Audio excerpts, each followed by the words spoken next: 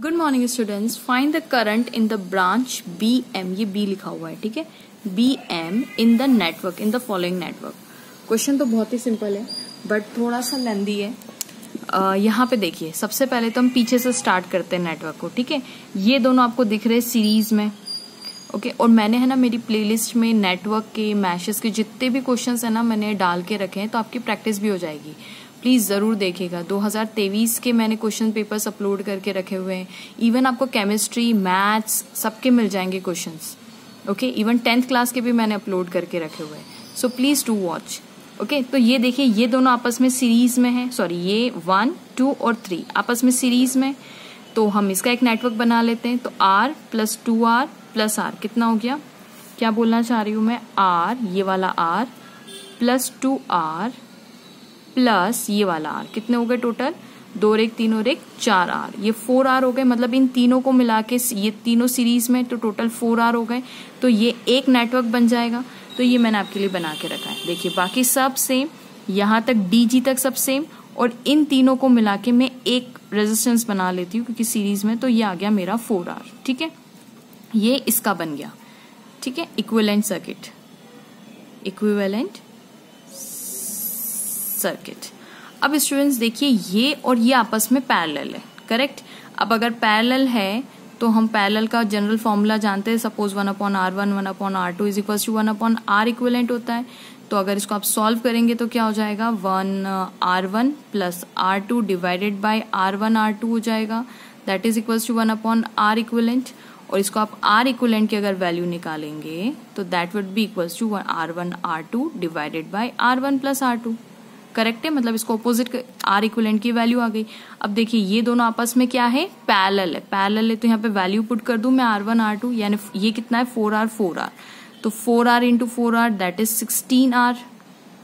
ये भी 4R है और ये भी 4R है, तो कितना हो गया 16R², करेक्ट।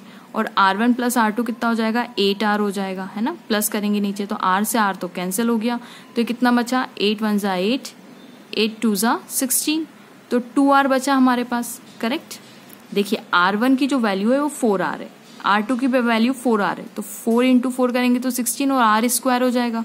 और R1 + R2 मतलब इसी को ऐड करेंगे तो 8R आ जाएगा। एक R से एक R गया, 8 × 1 = 8, 2 = 16, तो 2R आ गया। मतलब इन दोनों का इक्विवेलेंट सर्किट क्या बनेगा, 2R। तो देखिए यही मैंने यहाँ पे बना के रखा हुआ है, ठीक है। हमने पहले इसका सॉल्व किया तो इसका कितना आंसर आया था, 4R आया था। ये मैं इस पेन से पेन डिफरेंट यूज कर लेती हूँ, ठीक है, तो आपको अच्छा लगेगा। अब 4R का देखिए मैंने इन दोनों को मर्ज कर दिया। तो ये देखिए DG ब्रांच में अब कितना जाएगा, total resistance in this branch is equivalent to 2R के बराबर आ जाएगा, ठीक है। यहाँ पे 4R आया था, यहाँ पे 2R। अब देखिए ये 2R और ये 2R फिर से आपस में सीरीज में ये दोनों, तो ये दोनों मिलके कितना हो जाएंगे, this plus this that is 2R + 2R is equal to कितना हो गया, 4R। तो यानी इन दोनों को मर्ज करके मैं एक ब्रांच बना लूं, तो अब ये जो DG ब्रांच है, अब इसमें टोटल इक्विवेलेंट रेजिस्टेंस कितना आ जाएगा, 4R, करेक्ट। और फिर देखिए ये जो CH है और ये जो DG है ये आपस में फिर से पैरेलल है। तो अगर पैरेलल, अभी अपन ने सॉल्व किया था 4R का इक्विवेलेंट कितना बनता है, 2R। तो इन दोनों को मर्ज करके एक इक्विवेलेंट बनाएंगे तो कितना आना चाहिए, इन दोनों को मर्ज करके इसको मर्ज करके आंसर कितना आ जाएगा, 2R आ जाएगा। मतलब इस सर्किट में CD और इन दोनों को मर्ज करके 2R। तो देखिए ये मैंने पीछे बना के रखा हुआ, ठीक है, यहाँ पे। तो ये कितना आ गया अब, 2R, करेक्ट। और यहाँ की ब्रांच में जो करंट था हमारे पास, जो रेजिस्टेंस था वो कितना था, 4R, और इन दोनों को मर्ज करके आ गया है 2R, ठीक है। तो ये मेरे पास ये हमारा 4R है और ये हमारे पास कितना है, 2R। अब उन्होंने स्टूडेंट्स पूछा क्या है, हमसे पूछा उन्होंने कि बताइए कि करंट कितना फ्लो करेगा इन द ब्रांच BM। तो हम क्या करते हैं, इस बैटरी से पहले तो करंट निकाल लेते हैं। I करंट यहाँ पे गया, I करंट यहाँ पे गया, यहाँ पे भी I। अब ये जंक्शन मिला तो करंट 2 पार्ट में डिवाइड होगा। तो थोड़ा करंट इधर जाएगा, तो इधर लेट्स से यहाँ पे जो ब्रांच में करंट गया यानी इस वाली ब्रांच में वो गया है I1। तो I में से I1 जाएंगे तो ये यहाँ पे बचेगा, I - I1 इस ब्रांच में जाएगा, ये एक ही तार है तो करंट सेम जाएगा। अब देखिए एम पॉइंट पे होगा क्या, यहां से ऊपर से I1 आ रहा है और यहां से ये आ रहा है, मतलब ऊपर से आ रहा है एक I1 और यहां से मर्ज हो रहा है, एरो सेम डायरेक्शन में तो एडिशन होगा, है ना, किरचॉफ लॉ के अकॉर्डिंग। ये सेम एरो एडिशन करेंगे तो ये गया और आंसर कितना आ जाएगा, I आ जाएगा। मतलब देखिए बैटरी ने करंट I दिया था, बैटरी को करंट वापस कितना ही मिलना चाहिए, I, यानी हमारा सर्किट सही है। अब हम ये दो मैशेस के लिए सॉल्व कर लेते हैं इसको। तो मेरा जो पाथ होगा वो चलने का ट्रैवर्सिंग पाथ इधर होगा, ठीक है। अगर हम लो पोटेंशियल से हाई पोटेंशियल की तरफ जाते हैं तो हम नेगेटिव यूज करेंगे। अगर हम पॉजिटिव, लो पोटेंशियल से हाई पोटेंशियल पे पॉजिटिव यूज करेंगे, और अगर हाई पोटेंशियल से लो पोटेंशियल की तरफ जाते हैं तो हम नेगेटिव यूज करेंगे, ठीक है। अब देखिए ये करंट का एरो, करंट हमेशा हाई से लो की तरफ जाता है, प्लस से माइनस, तो लेट्स से ये प्लस है और ये माइनस है। यहाँ पे भी एरो इस डायरेक्शन में, तो ये प्लस है और ये माइनस है, ओके। अब बैटरी में तो ये माइनस और ये प्लस हो ही गया। अब यहाँ पे देखिए ये माइनस और ये प्लस हो जाएगा, क्योंकि ये प्लस और ये माइनस हो जाएगा, क्योंकि करंट हमेशा प्लस से माइनस की तरफ फ्लो करता है, ओके। ये हमारा सर्किट डायग्राम बन गया। अब इसको हम सॉल्व कर लेंगे। सबसे पहले मैं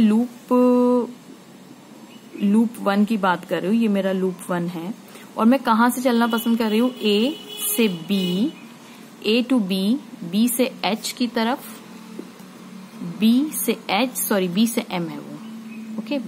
A B M N और A, है ना, A से गए, A पे वापस आ गए।